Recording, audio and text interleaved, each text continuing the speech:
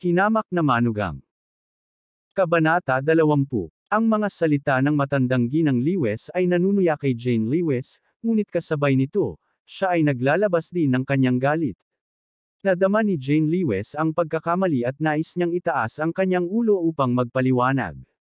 Pero bago pa siya makapagsalita, hinayla siya ng malakas ng kanyang ama na si Albert Lewis at saka ngumiti ng nakakaloko, "Ma, pasensya na po. Pasensya na po talaga. Babalik po kami ngayon." Gusto niya talagang umalis sa lugar na ito sa lalong madaling panahon. Sa anumang kaso, walang nagmamalasakit sa kanilang pamilya. Habang tumatagal siya dito, mas nakakahiya. Hindi maganda ang ekspresyon ni Helena. Nang marinig ang pag-aaway ng matandang ginang Lewis sa harap ng lahat, nakaramdam siya ng matinding hinanakit sa kanyang puso. Bumantong hininga si Old Lady Lewis at sinabing, "Magmadali kayong umalis. Kung hindi, maiinis lang ako kapag nakita ko kayo." Galit pa rin si Mark Lewis pero lumapit si Megan Lewis at nagtanong sa mahinang boses, "Kuya, okay ka lang? Marunong magsalita lang ang basurang ito." Hindi ko rin alam kung anong uri ng kasuklam-suklam na bagay ang ginawa ni Jane Lewis para mapalapit sa Dixon family sa Jing City, pero hindi talaga siya nag-react. Nakasuot siya ng berdeng sombrero sa ulo, pero hindi siya nahihiya. Sa halip, nakaramdam siya ng pagmamalaki. Nagnganga ang ngipin ni Mark Lewis at sinabing, "Maya-maya, iyang pagmumukang nyo sa Lewis family ay tuluyan ang itatapon." Galit na galit din si Megan Lewis sa kanyang puso. Ngayon ang orihinal na seremonya ng kanyang pakikipag-ugnayan, at dapat na siya ang pangunahing tauhan, ngunit ngayon si Jane Lewis ang naging pangunahing tauhan. "Maaga o huli, tuturuan ko ng leksyon ang basurang ito." Mabangis na sabi ni Mark Lewis at humakbang papasok sa kwarto. Dahil hindi iniisip ni Alex Dixon ang dayain, maaari niyang isapubliko ang bagay na ito at ipaalam sa lahat na niloloko siya ni Jane Lewis. Gusto niyang makita kung gaano kakapal ang balat ni Alex Dixon. Pagkaalis ng pamilya nina Alex Dixon at Jane Lewis sa Lewis Family Villa, hindi na napigilan ni Jane Lewis na mapag-alitan si Alex, "Bakit gusto mong makipag-away kay Mark Lewis?" Walang pakialam si Alex Dixon. "Wala akong sinabi," sabi ni Alex Dixon. "Nagsabi lang ako ng totoo." Galit na sabi ni Jane Lewis, "Maraming kakilala si Mark Lewis sa labas. Nawalan siya ng mukha ngayon dahil sa'yo. Hindi ka ba natatakot na maghiganti siya sa iyo?" "Ayos lang," mahinang sabi ni Alex Dixon, wala siyang magagawa. Hindi naiwasang magtanong muli ni Jane Lewis. "Itong jade na ito ay ibinigay sa akin ng young master ng Dixon family."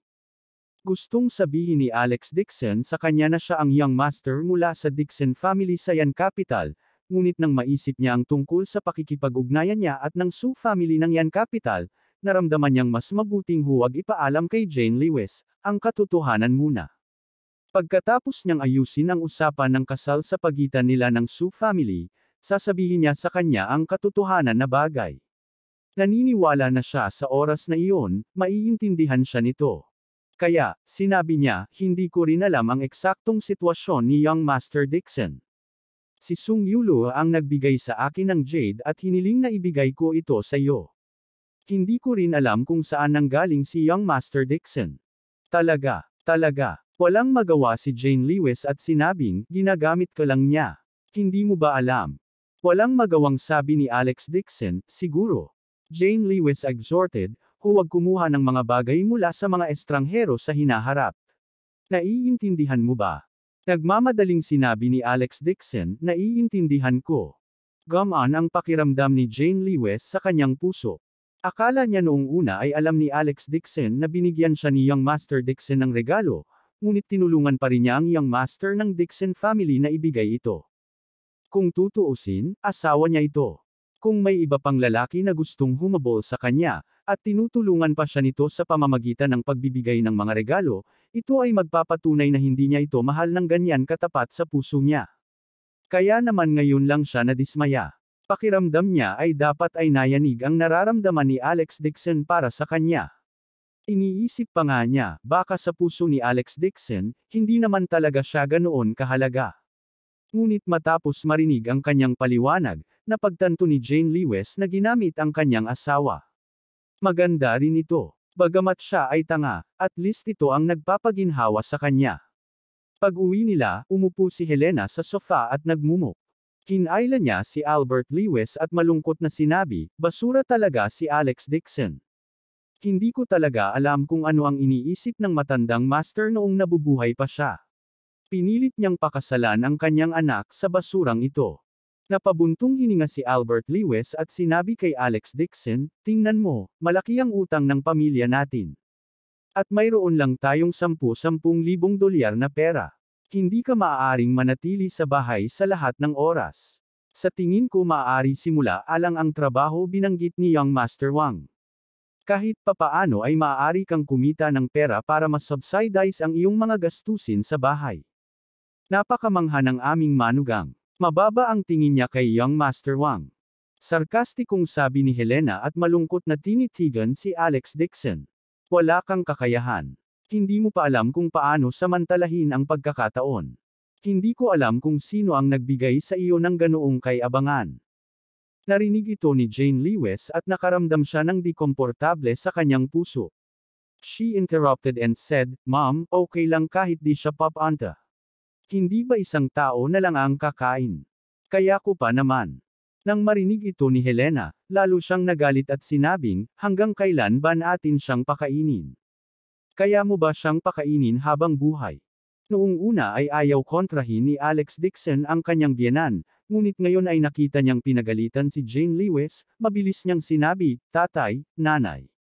Huwag na kayong mag-away. Hahanap ako ng trabaho sa lalong madaling panahon. Anong klaseng trabaho ang mahahanap mo? Si Jane Lewis ay hindi umaasa sa kanya at sinabing, hindi madali para sa iyo ang paggawa ng sariling gawaing bahay. Mayroon kaming dibisyon ng paggawa. Ito ay medyo mabuti rin.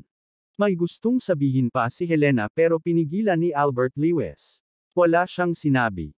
Ang kanyang anak na babae ay talagang nagpakasal sa gayong basura. Sa engagement banquet, kung ikukumpara sa mayaman at makapangyarihang si Wang Yefeng, ang puso ni Helena ay napuno ng kalungkutan. Bumantong hininga si Helena at hinayla si Jane Lewis, Jane, halika sa kwarto. Kakausapin ka ni nanay. Tumango si Jane Lewis at sumunod sa ina sa kwarto. Pinalaki ni Helena si Jane Lewis at napabuntong hininga, sabi ng iba, ang anak ko ang pinakamagandang babae sa Jinling pero hindi sila nagkakamali. Kahit magpakasal ka sa walang kwentang tao, napakaganda mo pa rin. Hindi nakaimik si Jane Lewis at diretso lang ang naitanong, Ma, ano ba talaga ang gusto mong sabihin? Jane, Mom is not worth it on your behalf. You are so beautiful and have high academic qualifications. Ang pagpapakasal sa isang walang kwentang tao tulad ni Alex Dixon, that will harm you for your whole life. Nakita mo kung paano kami nabuli ng tatay mo sa engagement banquet. Hindi mahalaga kung minamalas tayong dalawa, pero nadadamay ka rin. Sino sa tingin mo ang dapat mong sisihin? Narinig ito ni Jane Liwa at nakaramdam siya ng di komportable sa kanyang puso habang umaaliw siya. Ma, okay lang. Mas gaganda ang buhay. You married that good for nothing, paano maging maganda ang buhay mo? Pinunasan ni Helena ang kanyang mga luha at galit na sinabi, kasalanan ng lolo mo ang lahat. Iniwan niya ang ganoong kapahamakan para sa iyo. Ang hirap talaga sa iyo.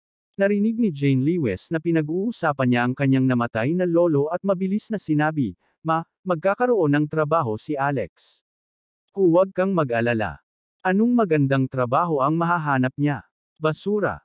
Biglang tinitigan ni Helena ang kanyang anak at ngumiti, na parang nagsasalita ng pasikreto, at sinabing, Jane, matagal na kayong kasal ni Alex Dixon, may nangyari na ba sa inyo? Namula agad ang mukha ni Jane Lewis. Mama, ano pong pinagsasabi niyo? Umiti si Helena at sinabing, sabihin mo kay nanay, paano mo nakilala ang young master ng Dixon family? I told you, hindi ko talaga kilala si young master Dixon. Nagkamali sila. Paanong hindi mo siya nakilala? Ang jade pendant na iyon ay mahigit 13 milyon. Paano kanya nabibigyan ng ganoong halagang regalo? Sabi ni Helena at ngumiti habang hinawakan ang kamay ng kanyang anak at sinabing, kung gusto mo si young master mula sa Dixon family, sinusuportahan ko kayo ni Alex Dixon na magdiborsyo. Bagamat pangalawang asawa ka, hindi ka pa na in love. Naniniwala ako, magugustuhan ka niyang Master Dixon. Abangan ang susunod na kabanata.